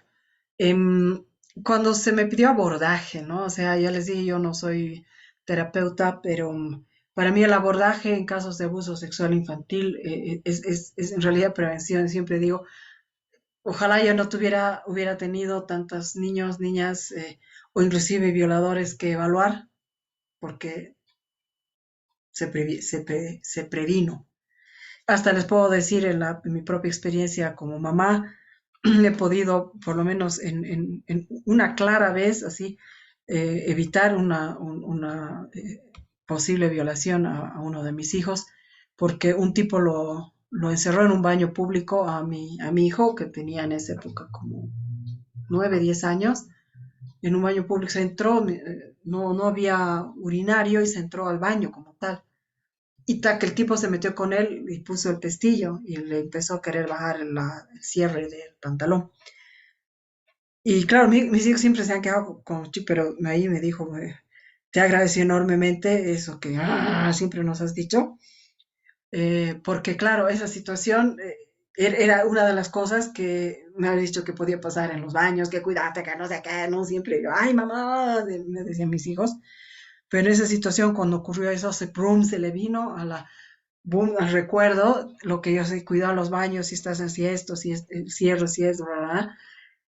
Y claro, se acordó que yo le dije que diga fuego. Si es una situación así, que grites fuerte, fuego. La gente va a entrar y entre tanto tú te vas a poder escapar. Lo que él sí se le ocurrió adicionalmente es darle un trastazo, digamos, a la puerta que solamente tenía un pestillito chiquito y la pudo abrir fácilmente. Y evidentemente entró gente buscando el fuego y algunos tuvieron que mentiroso, que si yo, el tipo se salió, pero mi hijo también se salió y se pudo salvar del agresor, ¿no? Y claro, y ahí me dijo, o sea, pálido toda la cuestión, estábamos en una terminal de buses y bueno, me cuenta y me dice, mami, gracias, gracias, gracias. Yo le decía, ¿por qué? Que me agradeces, ¿no? Y bueno, me cuenta lo que le ha pasado y sí, es que, y son cosas, ¿no? Que los papás podemos, siempre encontramos el momento, la situación, una película, lo que sea, para poder hablar de este tipo de temas, ¿no? Y prevenir. Y no solamente, digamos, una cuestión de esta, sino inclusive con mi hijo mayor he prevenido que un asaltante lo mate, ¿no? Por la reacción que siempre les he aconsejado em, tener. No gritar, no alterarse, no discutir, etcétera, un montón de cosas y bueno, porque el agresor está más asustado que, que nosotros, digamos, ¿no? Son cosas que eso es prevención, ¿no? Y hay que hacerlo. Oye, acá esto he creado en base, digamos, a algunos parámetros que tenía para diferentes acciones pero que, digamos, he pensado cómo se puede pensar en prevención, como desde el comienzo les planteaba, desde una perspectiva muy global, así donde todos, eh, la unión hace la fuerza, eso siempre me decían mis padres, em, trabajo multidisciplinario, trabajo coordinado de todo, ser consciente de todo, etcétera. Entonces yo digo, tengo que generar prevención primaria, ¿no? O sea, siempre lo mejor es la prevención desde el colegio, em, desde que son chicos, pero en realidad más que solamente mencionar como colegio, me refiero a toda la comunidad, a toda la colectividad. Entonces, hay que instaurar en el imaginario de todas las personas una cultura de cuidado, de respeto. Eso desde que somos chicos, ¿no? Nuestros padres nos tienen que enseñar a respetar, a cuidarnos, a em, tener un hogar, eh, o sea, que todo sea transparente, que todo sea claro, que no haya eh, cosas torcidas en nuestra casa, secretos, no, esto no se habla, que es, no, no, no, no, así, ¿no? Además con un tinte raro o no sé, cosas que puedan generar desconfianza, porque lo que tenemos que generar es confianza precisamente. Entonces, en los colegios tiene que haber una política del propio colegio y eso hay que trabajar con, eso siempre digo, los colegios, pienso en los reglamentos internos, con los profesores, con el personal de limpieza, con el personal administrativo, etcétera, generar una cultura de cuidado, de respeto como política del propio colegio, puede ser del kinder, de la guardería, etcétera, ¿no? Ver qué espacios pudieran facilitar un encuentro sexual, qué rutinas podrían facilitar y también qué ambientes dan seguridad para que estas cosas no sucedan, ¿no? Entonces, en todo establecimiento hay patios, hay por ahí pasillos, etcétera. Entonces, todos esos lugares, si es un colegio que es muy grande, eh, hay más lugares, ¿no? Entonces, si los profesores van a turnarse para estar en lugares claves, que siempre hay que pensar cómo pensaría el agresor. Tal vez, bueno, como perito forense, perfilación criminal y todo, hay que meterse en los zapatos del agresor. Es decir, a ver, si yo quisiera abordar a un niño o una niña, ¿dónde lo haría? Entonces, ir al colegio, ir a la instalación y ver yo dónde me lo llevaría, dónde lo captaría, en qué momento, en qué situación, en el recreo o en qué momento. Entonces, buscar, identificar esos espacios, ¿no? Y generar también por ahí un rol de rondas, no sé, pues, ¿no? Pero eso es instalar una cultura de cuidado de todos los adultos en el espacio donde están los niños, ¿no?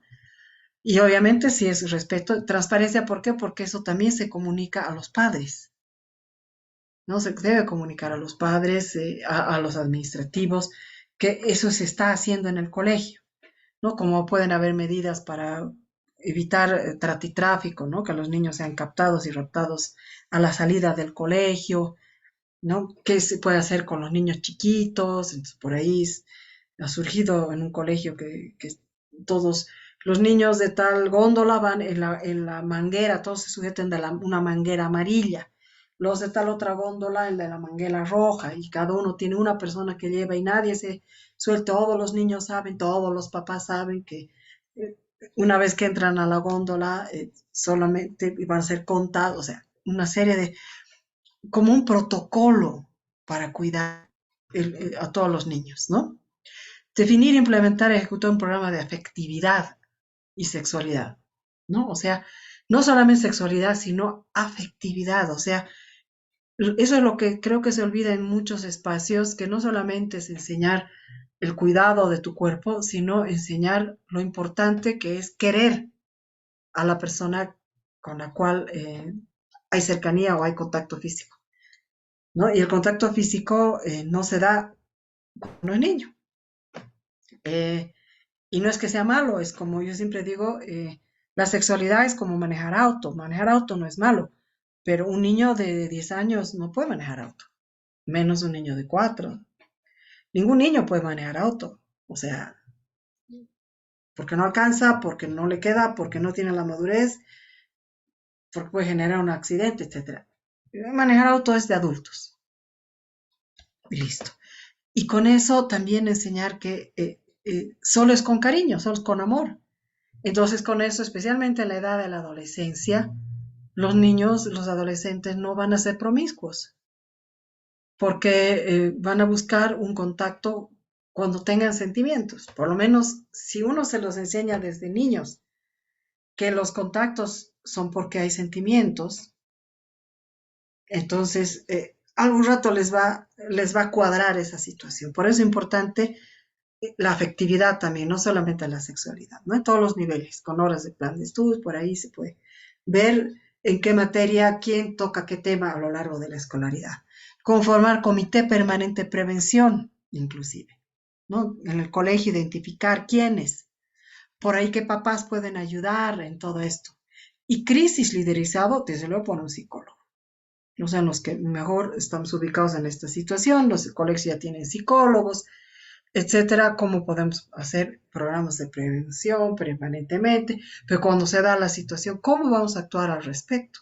Porque por ahí es algo que un embarazo de una muchacha adolescente, o que se enteren que alguna, no sé, pues le han tomado una foto, no sé qué, y la han puesto en las redes sociales cuando estaba desnuda entrando al baño, o bañándose después de gimnasia, qué sé yo, ¿no? Evaluar la infraestructura, les digo, los lugares de riesgo para realizar las modificaciones que sean pertinentes. Una cámara, una persona que siempre ande por ahí en los recreos, ¿no? No sé, eso ya cada colegio tiene sus cosas. Crear y tener a mano un protocolo de acción frente a abusos, protocolo de acción. O sea, ¿qué hacemos, no? Para que de esa barbaridad que ha pasado por ahí los otros niños eh, reaccionen adecuadamente, tengan una experiencia donde hayan podido aprender de esta situación para que a ellos no les pase, reaccionen adecuadamente con la víctima cuando la tengan con ellos, o sea, los padres, ¿qué van a hacer? Si el protocolo también es hacer una denuncia, tenemos la obligatoriedad de denunciar, pero no todos saben que los papás o por ahí los profesores no saben que es una obligación la denuncia. No denunciar puede ser encubrimiento, inclusive complicidad, entonces hay que denunciar, pero hay que denunciar ya primero a los papás, aclarar a sus papás que eso es una obligación, que sí, un protocolo, primer paso, segundo paso, tercer paso, crear un protocolo en el colegio. Socializar esas acciones a toda la comunidad escolar y en la comunidad escolar también están los padres, ¿no? Decirles que se tiene este protocolo, si llegase a pasar una situación de estas, esto vamos a hacer paso uno, dos, tres, cuatro, cinco, etcétera, ¿no? ¿Qué es lo que hay que hacer según las cosas? Como una ruta crítica, etcétera. Todo el mundo sabe. Entonces ya cuando todo el mundo sabe, también lo conversa, lo opina. Y si pasa esto, entonces claro, en esta situación no se puede hacer esto, se podría hacer lo otro, que sí. Pero eso es generar, digamos, compromiso, conocimiento con cada uno de los miembros de la comunidad. Otra prevención primaria, digamos, desde el colegio, que ya les digo, comunidad, también acciones, visualizar y contactar posibles redes de apoyo con quienes se cuenta como colegio. O sea, el colegio tiene normalmente un psicólogo, a veces si es grande o de los que tienen más recursos económicos, pues pueden tener hasta dos, tres psicólogos en el propio colegio, uno para kinder, otro para primaria, otro para secundaria, dependiendo, digamos, de cómo se divide el colegio, la cantidad de estudiantes que hayan.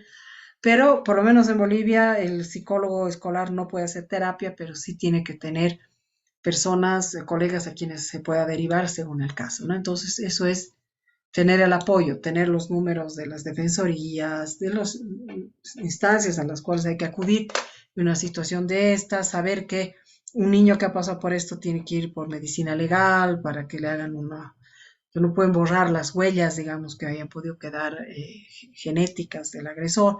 O sea, cosas que se tienen que saber, ¿no? Como acciones previas, ¿no? Si es que se da el caso, pues actuamos adecuadamente. Formar y capacitar permanentemente, digamos, a todos los integrantes de la comunidad educativa. O sea, es una cuestión permanente, ¿no? Y no solamente profesores, sino también plantel administrativo, eh, plantel de limpieza, porque depende del colegio si tiene por ahí mucha limpieza, ¿no? Los mozos también tienen que saber que se está cuidando por ahí, ¿no? Todos, como se les diga. los padres, o sea, hay que informar, actualizar, por ahí siempre hay nuevas cosas, ¿no? Lo que son las redes sociales, por ejemplo, es un tema muy importante. Los casos famosos de las manadas, ¿no? En casos de adolescentes, tantos casos, no saben la cantidad de muchachillas a lo largo de mi rol como docente universitaria, que en alguna situación que yo he hecho este tipo de comentarios, en algún momento, nunca falla la muchacha que en algún rato se te acerca y te dice, ¿sabe? Eso que ha contado me ha pasado a mí. Y claro, tienes que orientarla, ¿no? A la muchacha. O sea, esas cosas de manada son algo de tan frecuente. ¿Y cuántos casos conocemos denunciados? Una mano no sobra. Y eso pasa todos los fines de semana, en todas partes. ¿No? Hasta mis hijos me han contado de veces que, claro, como yo les digo que es cosas así, cuidado, cuiden a las chicas, no las dejen, si ven que se está yendo a dormir, cuidado con el tipo que la ve. No, si mis hijos han sido los cuidadores, digamos, de ese tipo de cuestiones, ¿no? Em, Comunicar a los padres rutinas establecidas en la dinámica escolar. Hay unos colegios, por ejemplo, que, viendo al anterior punto, em, generan en los grandes, que son, digamos, los de los penúltimos cursos, líderes, pero y los identifican como líderes positivos, o sea, chicos que no son farrosos, no son bacanes, etcétera, porque a veces los chiquititos no confían en los adultos, ¿no? Por X o Z razón. Entonces, yo he conocido de un colegio que ha creado un programa así, ¿no? Para cualquier tipo de violencia, los chicos crearon como 10 líderes entre chicos y chicas de los penúltimos cursos, pre-promo y promo, y se los han presentado todos los chicos de primaria, ¿no? Ellos, tú tienes que, o sea, ellos se han presentado, han hablado, han dicho que son, cómo son, que les gusta, qué hacen, que no. Entonces los chicos han escogido quién es quién sería a la persona a la que le contaran si es que le pasa alguna pagada en el colegio. Digamos que un chico te rompa tu lápiz o no sé, pues cosas que pueden suceder.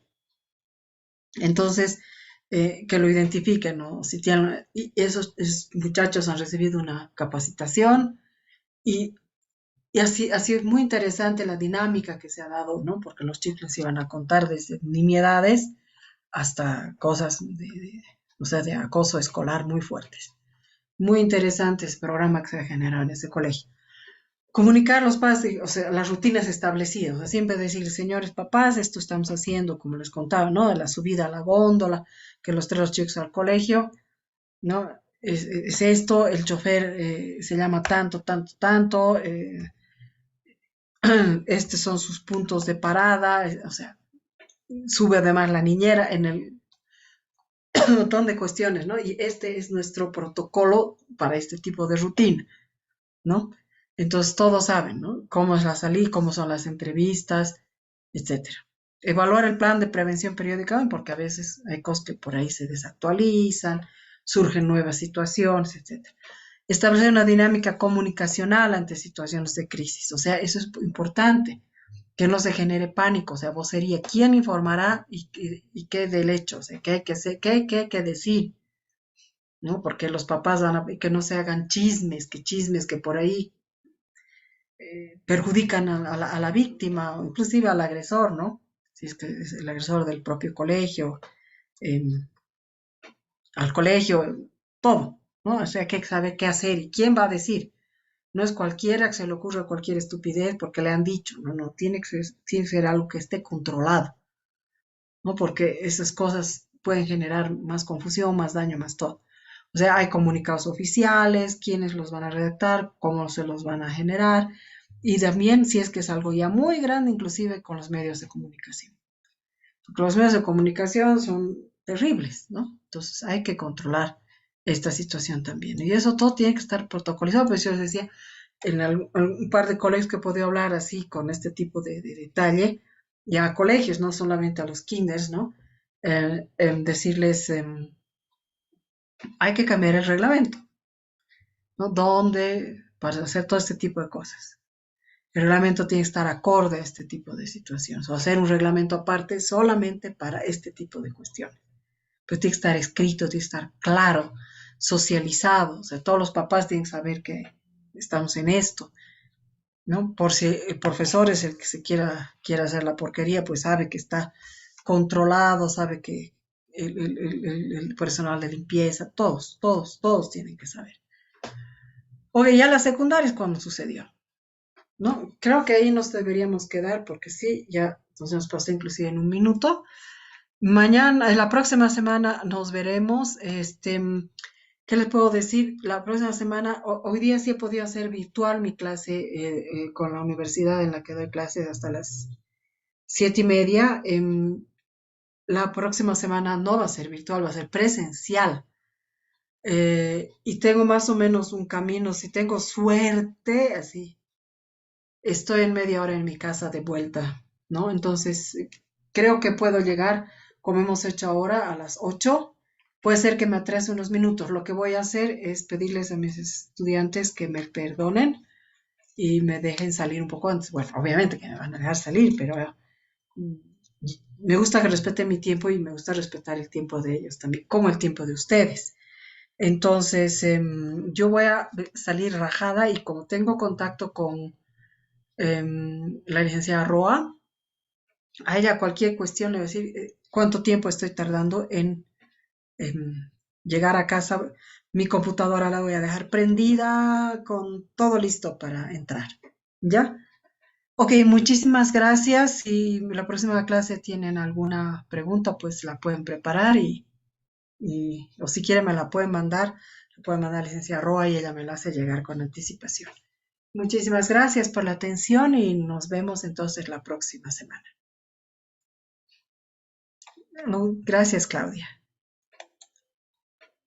Ok, Doris, muchísimas gracias a ustedes. Más bien las gracias por la atención y por el cambio de